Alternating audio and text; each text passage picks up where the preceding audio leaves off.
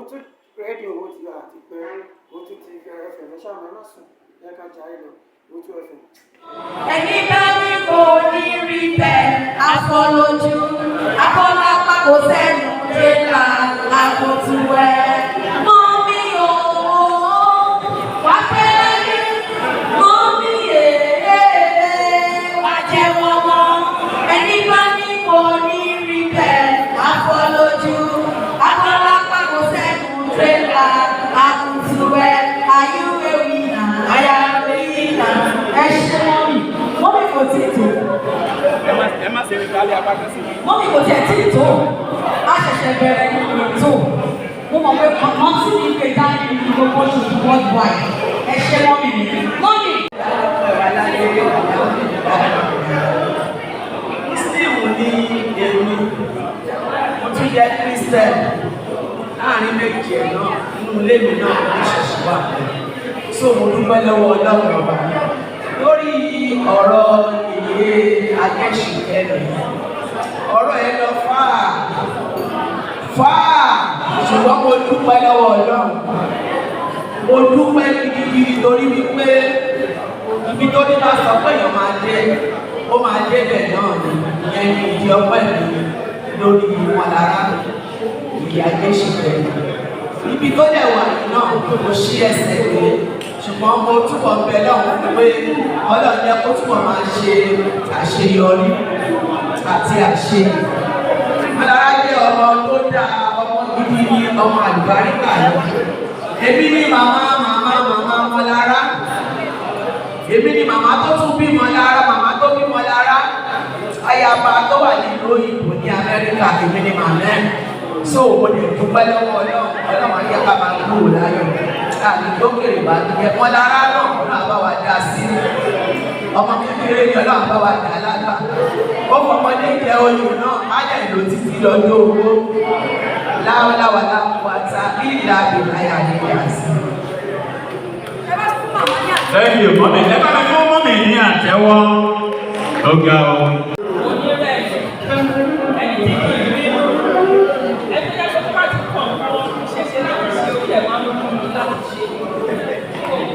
Ọdún yìí, ọdún àìlọ́wà jẹ́ fún wa, ní àjàṣà láti àwọn amáláwọ̀ ìjọba ní àjẹ́lébáyé, ọdún yìí tí ọjọ́ àwọn wáyé tí ó bá fẹ́ náà lè ní báyìí, àwọn wà ní ìbẹ̀rù, olóògùn ọmọ àtúbọ̀ fún wa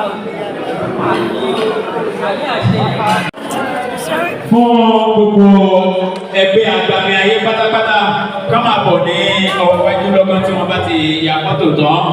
Bákan náà kí ọba àṣekùn fún gbogbo ẹgbẹ́ Agbami Ayé káwọn náà máa jáde bọ̀ ní àìtèbò níbí báyìí. Bákan náà mo kí bani ọ̀kan pàtàkì nínú àwọn ẹgbẹ́ Agbami Ayé mo kí olú ìṣẹ̀ṣe kó kalẹ̀. àìtè ẹ̀ka bọ̀sà. àìtè Nurudeen Soson, you are welcome sir. Ọ̀gá ọjọ́ náà rè bí àná yìí.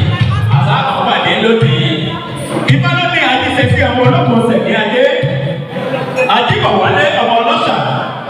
Ìwà nítorò mímímí títí wọn lọ́mọ Ọ̀rúnmìlà. A kì í sọ̀rọ̀ rìbìtì kákàlẹ̀ sí ìlórúkọ náà pé bá àwọn babaláwo ayé wọn ṣe bá ọjọ́ kan wáyé. Òkunlọ́lá ọ̀sánì ayé nọ́mbà ìwà náà ayé Ọ̀rúnmìlà nìkan ló dẹ́ni àpèsè. Ìjẹ́ gbàgbé ọba dọ́kítọ̀ Saheed Òṣùpá èyí ti dẹ́ni àpèsè lónìí tó lówó tọrọ pé kò lọ́wọ́ mọ́ mi pèsè yìí ni. Nítorí pé ọ̀gbọ́n ọ̀pẹ̀ kì í yọ kọ́kọ́jọ́ náà méjì Olódùmarè ọba ní kọjú sí ọmọ aráyọ̀ kan kọjú sí ìṣe lóore. Bá a ní ọba ṣẹ́gun. Owó tó bá a sà lóòótọ́.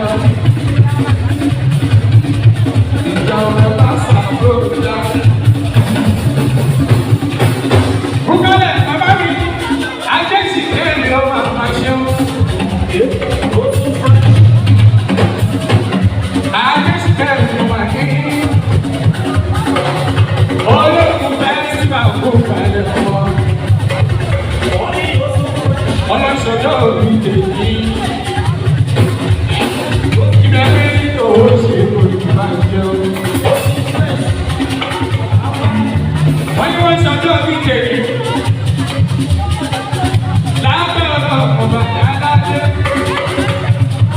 tó pọ̀ tó pọ̀. Ayọ̀lá lójú mi, aláìdáàbà fún ẹ̀dọ́.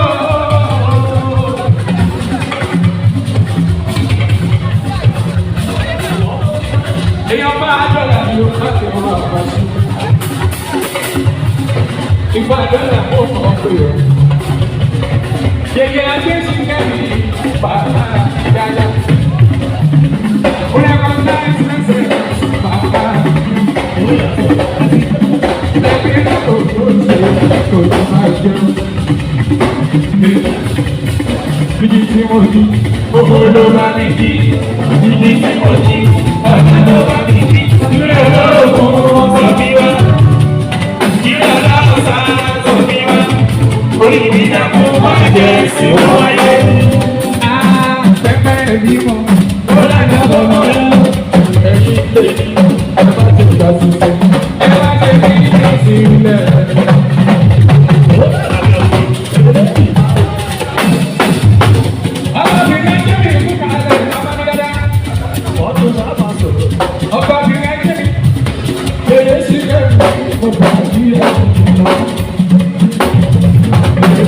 Happy birthday to you. Happy birthday to you. Happy birthday to you. Happy birthday to you. Happy birthday to you.